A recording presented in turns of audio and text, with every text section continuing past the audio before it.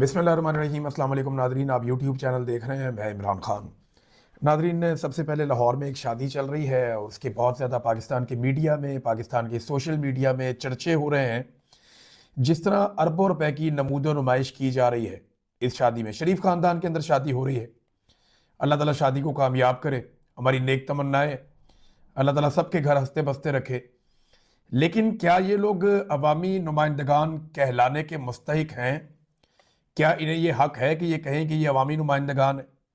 यानी अरबों रुपए की नमूदो नुमाइश एक ऐसे मुल्क के हुक्मरानों के घर की शादी में हो रही है जिस मुल्क के लोग भूखे हैं, जिस मुल्क के लोग बेरोजगार हैं, जिस मुल्क के लोग कश्तियों के अंदर मारे जा रहे हैं, जिस मुल्क के अंदर मिलिट्री ऑपरेशंस चल रहे हैं, जिस मुल्क में वसाइल के कब्जे की एक जंग लगी हुई है, जहां आधे पाकिस्तानी, उस मुल्क के आधे बाशिंदे वो गुर्बत की लकीर से नीचे जा चुके हैं, जहां बेरोजगारी के नए रिकॉर्ड बन रहे हैं, जहां महंगाई का तूफान आया हुआ है।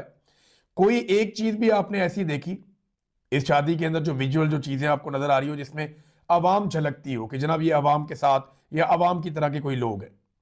देखिए, जो लोग अमीर हैं या कारोबारी हैं, वो लोग अपना पैसा खर्च करते हैं, और अगर उनके पास पैसे हैं तो वो खर्च करें भी, क्योंकि वो पैसा खर्च करते हैं तो उससे कारोबार चलता है। जो अमीर लोग होते हैं वो ये कर सकते हैं, जिन्होंने ये पैसा खुद बनाया है। लेकिन जो लोग अवामी नुमाइंदे होने का दावा करते हैं कि हम अवाम के नुमाइंदे हैं, क्या उन्हें ये चीज जेब देती है या उन्हें ये चीज करनी चाहिए? मेरे ख्याल में वो ये नहीं कर सकते। इससे बड़ा नेगेटिव मैसेज जाता है उस मुल्क के लोगों में। क्या पाकिस्तानी कौम को ये पैगाम दे रहे हैं हम कि यहां दो अलग अलग दुनियाएं, दो अलग अलग किस्म के मुल्क बने हुए हैं? एक दुनिया में हमारे हुक्मरान, हमारे जर्नैल, हमारे जजेस, हमारे बाबू और बड़े बड़े ताकतवर लोग, अशराफिया का एक बड़ा हिस्सा उस दुनिया में रहता है, जबकि हम बाकी लोग जो है वो कीड़े मकोड़े हैं और वो एक दूसरी दुनिया में रहते हैं। एक दुनिया में खुशहाली है, दौलत की चकाचौंध है, चमकते हुए चेहरे हैं और महंगे तरीन लिबास है और आसाइशों की भरमार है। और दूसरी दुनिया में तकलीफ है, दर्द है, बीमारी है, मजबूरी है, बेबसी है, चंद नवालों के लिए भी जिद्दोजहद। ये दो अलग अलग दुनिया है। अपनी मेहनत से मकाम पाना, अपने लिए, अपने खानदान के लिए आसानियां पैदा करना, ये सबका हक है, सबको ये करना चाहिए। लेकिन अगर आप खुद को अवामी नुमाइंदा कहते हैं कि हम अवाम के लिए, हमारा दिल धड़कता है, हम अवाम के नुमाइंदे हैं, तो फिर आपको ऐसा नहीं दिखना चाहिए जो कुछ हम ये देख रहे हैं। यानी दुनिया भर के मीडिया बता रहा है कि पता नहीं फलाने फलाने मुल्क से लिबास आए हुए हैं, फलाने फलाने मुल्क से जेवरात आए हुए हैं, फलानी फलानी जगह से जो है ये चीजें लाई गई हैं, बेहतरीन दुनिया के म्यूजिशियन जो हैं वो यहाँ पे ऑर्केस्ट्रा बजाएंगे। यानी करोड़ों रुपया इन चीजों के ऊपर इन्होंने अय्याशी पे खर्च कर दिया पकड़ के। और ये सारा कुछ डिजाइनर मलबूसात, ये जेवरात, ये सारा कुछ उस वक्त हो रहा है जब वादिये तीरा के लोग बेयारो मददगार बर्फ के नीचे पड़े, जब जमा देने वाली सर्दी में उनके बच्चे, उनकी खवातीन और उनके बुजुर्ग जो है वो सड़कों के ऊपर बेयारो मददगार है। ये उस वक्त हो रहा है जब उनका ख्याल रखने वाला कोई नहीं है। कितने लोग भूखे हैं, कितने लोग बीमार हैं, कितने लोग मजबूर हैं, कितने बच्चे स्कूलों से बाहर हैं। हुक्मरानों को क्या ये चीजें जेब देती हैं? जेब नहीं देती। कराची में गवर्नर नाच रहा था, मैं बहुत हैरान हो रहा था कि क्या इसको नाचना जेब देता है? पाकिस्तान में स्कूलों की सबसे बदतरीन सूरत सिंध के अंदर है और गवर्नर नाच रहा था। जब हुक्मरानों में और अवाम के अंदर इतना बड़ा डिस्टेंस क्रिएट हो जाए, इतना ज्यादा फासला बढ़ जाए, तो फिर यह नतीजा निकलता है कि लोग बदजन हो जाते हैं। फिर आपको यह करना पड़ता है, इस उम्र के लोगों को निकाल दो इलेक्शन में से, इस उम्र के लोगों का वोट का हक ले लो, फिर हम ये भी कर देंगे, वो भी कर देंगे, फस्तायत, जुल्म, जबर, और एंड में निकलता क्या है? फॉर्म 47। देखिए, एक तरफ अशराफिया की बेटी हैं, बहुत सारी बेटियां हमने देखी, अशराफिया की बेटियां, शादी चल रही है जी कमाल किस्म की, महंगे तरीन मलबूसात हैं, खुशबुओं का एक जहान आबाद है वहां पे। और एक तरफ उसी शहर में, लाहौर में, एक रिक्शे वाले की 4 बेटियां हैं। कहानी याद है ना आपको? पुलिस उसके घर में आती है, उसे आकर कहती है चल भाई तू पीटीआई का है। वो कहता है भाई कोई वीडियो दिखाओ, कोई चीज दिखाओ, मैं पीटीआई का हूं तो मुझे कुछ साबित तो करो कि पीटीआई का हूं। और क्या पीटीआई का होना कोई इतना बड़ा जुर्म है कि तुम घर जाओगे और घर के अंदर घुस के एक रिक्शा ड्राइवर को, शरीफ आदमी को उठाकर घसीट कर ले जाओगे? पुलिस ने उसे घसीटना शुरू किया, उसके साथ जुल्म शुरू किया। उसकी 3 बेटियां उसके साथ लिपट गई। वो बड़ी थी, उन्होंने कहा जी हम अपने बाप को नहीं जाने देंगी, आप हमारे बाप को ले जाओगे, ज्यादती करोगे, आप इसको जेल में बंद करोगे, हम अपने बाप को नहीं जाने देंगी। वहां लड़ाई शुरू हो जाती है। वो बेटियां रोक रही हैं, अपने बाप के साथ लिपट गई हैं, पुलिस वाले बाप को गिरेबान से पकड़ के घसीट रहे हैं। यहां से कमर से जो ये बेल्ट वाला जो एरिया होता है ना, नाले वाला, यहां से पकड़ते हैं पुलिस वाले, उसे घसीट रहे हैं, बाहर निकाल रहे हैं।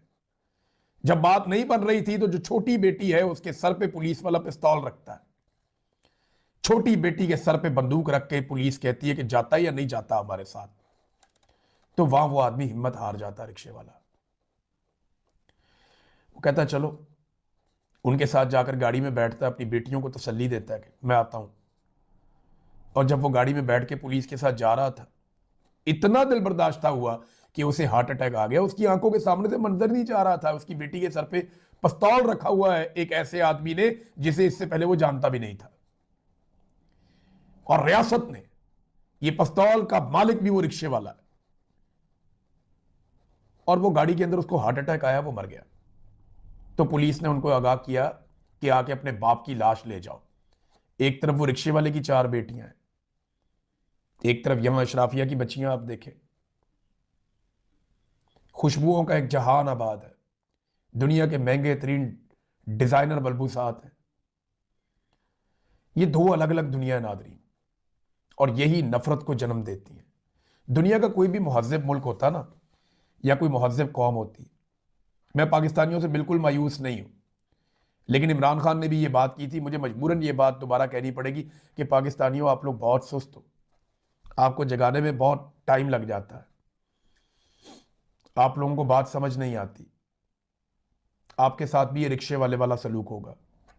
मैं हर आम पाकिस्तानी को कहना चाहता हूं कि अगर आपने ये काया ना पलट दी, अगर आपने इनकी तबीयत दुरुस्त ना की, तो ये आपके साथ वही करेंगे जो उस रिक्शे वाले के साथ किया, उसकी बेटियों के साथ किया। वो 4 बेटियां सोग मना रही हैं, अशराफी की बेटियां जो हैं वो जश्न मना रही हैं। ये फर्क है जी, 2 अलग अलग दुनिया, 2 अलग अलग पाकिस्तान। पाकिस्तानी ना निकले और इस निज़ाम की बिसात को ना पलट दिया, तो याद रख ले, मेरी बात लिख कर रख ले कि बारी बारी सबकी बारी। आप सबको एक दिन इस जुल्म का सामना करना पड़ेगा।